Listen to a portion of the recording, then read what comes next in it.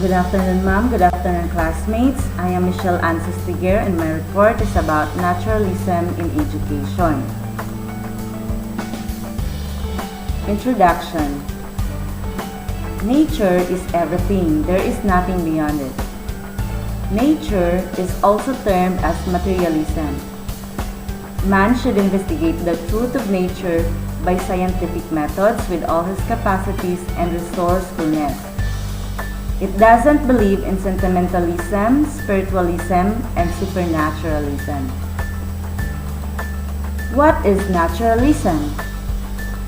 Naturalism is a philosophical doctrine which holds the belief that matter is the ultimate reality. The naturalists believe that the material world is the only world and that it is governed by natural laws. The naturalists view the material world as a powerful force and independent mechanism.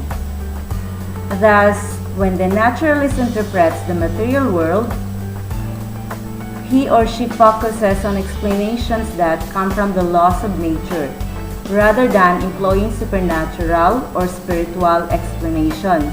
In other words, they are not believe in the existence of God. Now, if we apply to the field of education, naturalism could have far-reaching implications. First of all, since nature as the ultimate reality and it is governed by natural laws and that interpretations and explanations of material world must emanate from these internal laws, then it is best if children are encouraged to learn with the nature. For the naturalist, this approach gives children full freedom as they can learn whatever they want. And their senses are the gateway of knowledge. Learning would naturally happen if we open our senses to whatever nature will reveal to us. The main aim of education from vantage point of naturalism is the perfect natural development of the learner. A naturalist education also aims to enhance self-expression on the part of the learner as well as to prepare the learner for future struggles in life.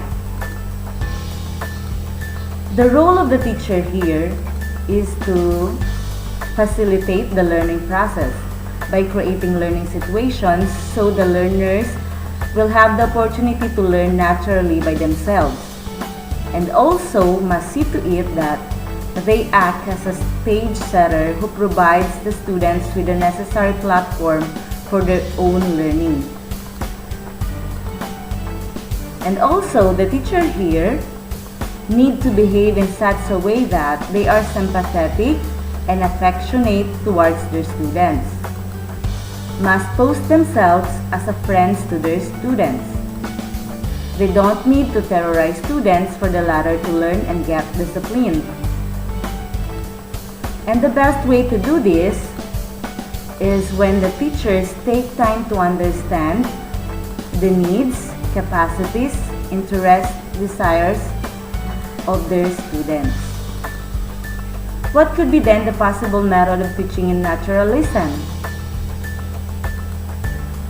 Most naturalists believe that one of the best methods of teaching is the learning by doing method, or learning by experience or activity method.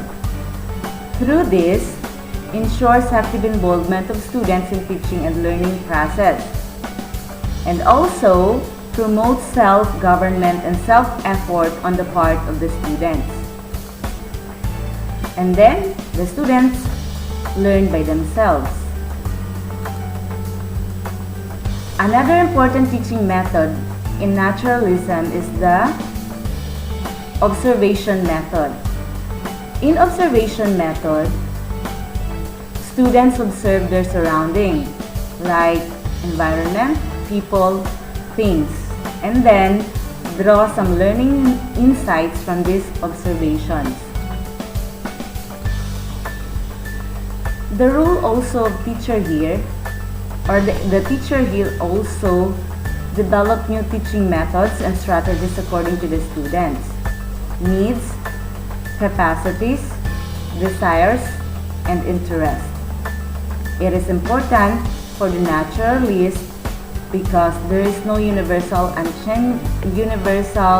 unchanging method of teaching the teacher can apply to types students or class settings.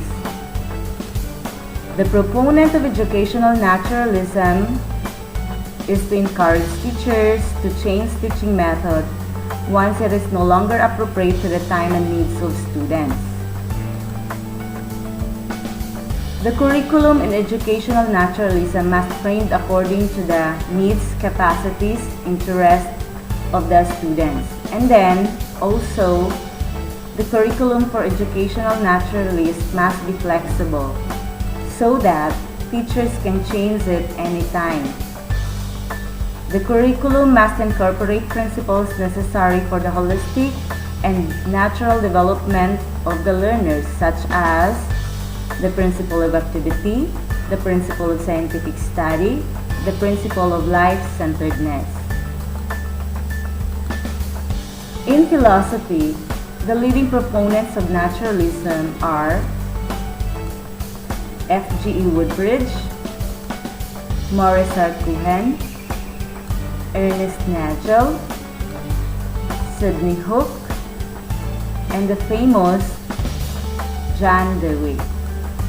And also, the best-known proponent of naturalism was the novelist and French art critic.